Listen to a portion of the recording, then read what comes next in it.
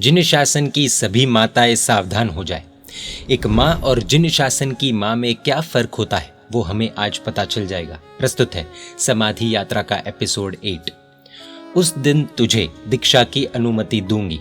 ये शब्द थे संयम कुमार के माताजी यानी दक्षा बहन के। संयम भाई को संयमी बनने का विशेष भावोल्लास जग चुका था। मौका देखकर दीक्षा के लिए घर पर बात की। पिताजी तो तैयार ही थे, पर माता दक्षा बहन ने कहा, जब तू घर से गुरु भगवंत के पास रहने जाता है तब तुझे देखकर मुझे रोना आता है और मुझे देखकर तेरी आंखें भी तो भर आती है। फिर भले तू मुझे याद नहीं करता होगा, लेकिन तब के लिए तो रोता है। इसीलिए जब सबकी आंखों में आंसू होने पर भी तेरी आंखों में आंसू नहीं आए, ऐसा तेरा वैराग्य होगा, उस दिन तुझे दीक्षा की अनुमति दूंगी। उनकी माताजी के मन में राग होते हुए भी आत्मा के कल्याण की उत्तम भावना थी। पुत्र को जिस मार्ग पर भेजना है उस मार्ग की पूरी योग्यता उसमें होनी चाहिए, ये उनकी सोच थी।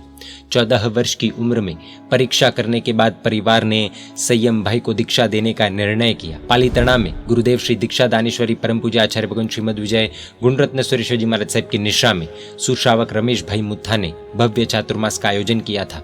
भरत चक्रवर्ती भोजन खंड में हजारों आराधकों की भक्ति दिल खोलकर चल रही थी। पर इस चातुर्मास में संयम ने वर्धमान तप की 3-4 ओले की और आयम्बिल के साथ पक्की दोस्ती कर ली थी।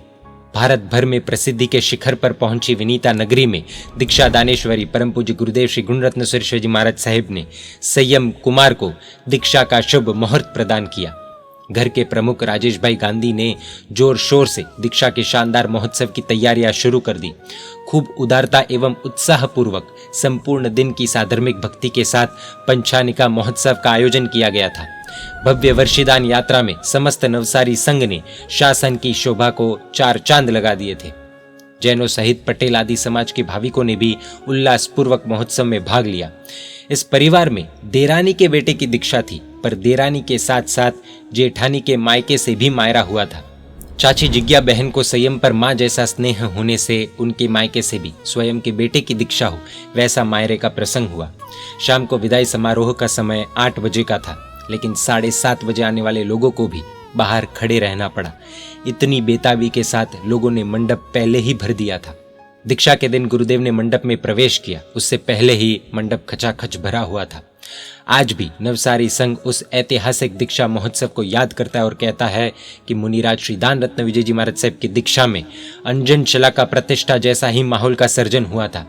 महासुदी 13 की मंगल प्रभात में संयम कुमार परम पूज्य आचार्य भगवान श्रीमद विजय पुण्य रत्न सुरेश्वर जी महाराज साहब के पवित्र कर कमलों से रजोहरण स्वीकार कर परम पूज्य आचार्य भगवान श्री यशो रत्न सुरेश्वर जी महाराज साहब के शिष्य बने।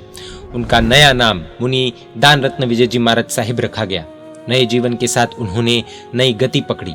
गुरु समर्पण, स्वाध्याय, सेवा आदि गुणों से कुछ ही समय में अपने अभ्युदय का आह्वान करने लगे। इतनी कम उम्र में इतना महान गुण वैभव दिल को आनंद और आश्चर्य में डूबने पर मजबूर कर देता है और साथ ही कुदरत का विचित्र खेल दिल को आघातमय बना देता है। ये शब्द परम पूज्य आचार्य भगवान श्रीमद विजय जगत चंद्र सुरेश्वर जी महाराज साहब ने पूज्य दान रत्न विजय जी महाराज साहब के लिए कहे थे। कुछ चीजों के लिए उम्र नहीं परंतु संयम की साधना काम करती है। एपिसोड 9 में हम देखेंगे उनकी संयम की यानी कि दीक्षा की अद्भुत दुनिया। परमात्मा के आज्ञा विरुद्ध कुछ भी कहा हो तो मिच्छामि दुक्कडम। जय जिन शासन, जय महावीर।